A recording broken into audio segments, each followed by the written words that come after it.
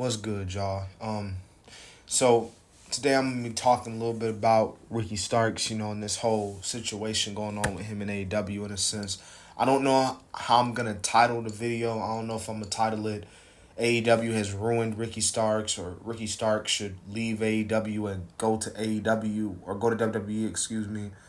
So many of those titles though fall into, one person, which is Ricky Starks, there's been some headlines, there's been some reports coming out about Ricky Starks over the past day or so, some of which connects to his, relationship with Big Bill that he had as a tag team.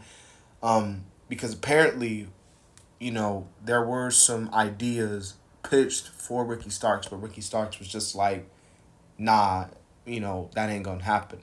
One of those included Ricky Starks facing Big Bill, because Big Bill obviously would have turned on Ricky, and Ricky would have been the baby face, Big Bill would have been the heel, and Big Bill would have beaten Ricky Starks. But apparently and reportedly, Ricky Starks didn't want to do that specifically because he had personally felt like Big Bill beating him, Big Bill wouldn't have benefited from it.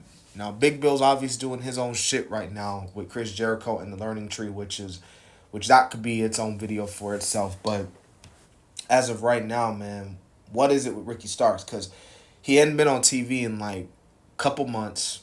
I want to say like legitimately one of the last times I legit seen him, because I haven't really been keeping up with the shows consistently, religiously to know when exactly was the last time. But specifically the one segment I remember in, or one of the last segments I remember him being in, and this is when everyone went crazy over it. It was the one with him and Edge in it.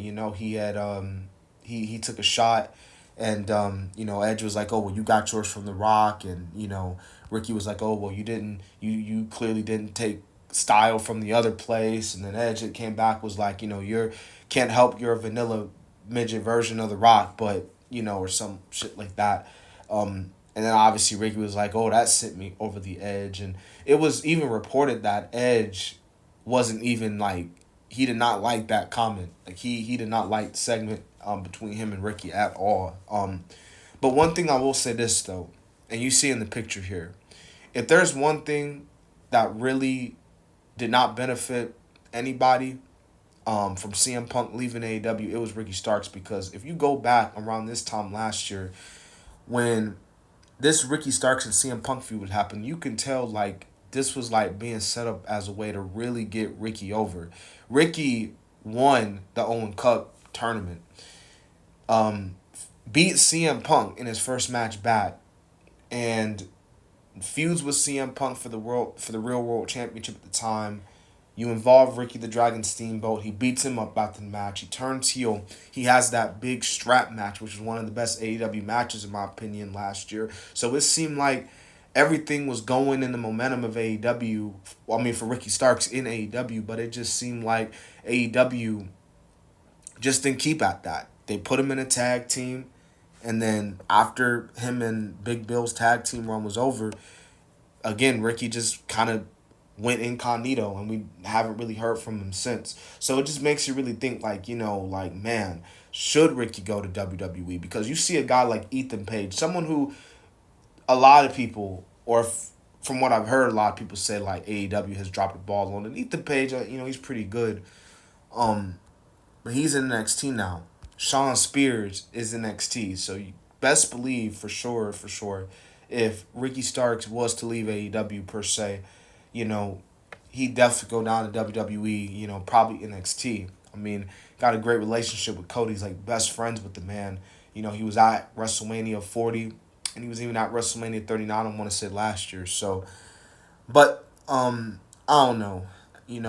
In a sense, I do think he could be used more, because it's like the dude's talented, man. Like dude's talented on the mic.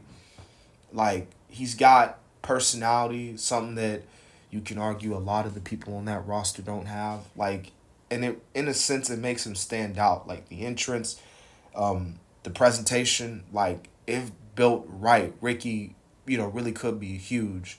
Um, but again, just right now, they got him stuck in incognito mode. But hopefully, and who knows, maybe they might take him off incognito mode and really, really like get to him. I don't know. You know, because you got other factors like Will Ospreay in a sense who you can tell they're building up, and then you still got Swerve. So a lot of competition, but I think not a lot for Ricky to handle.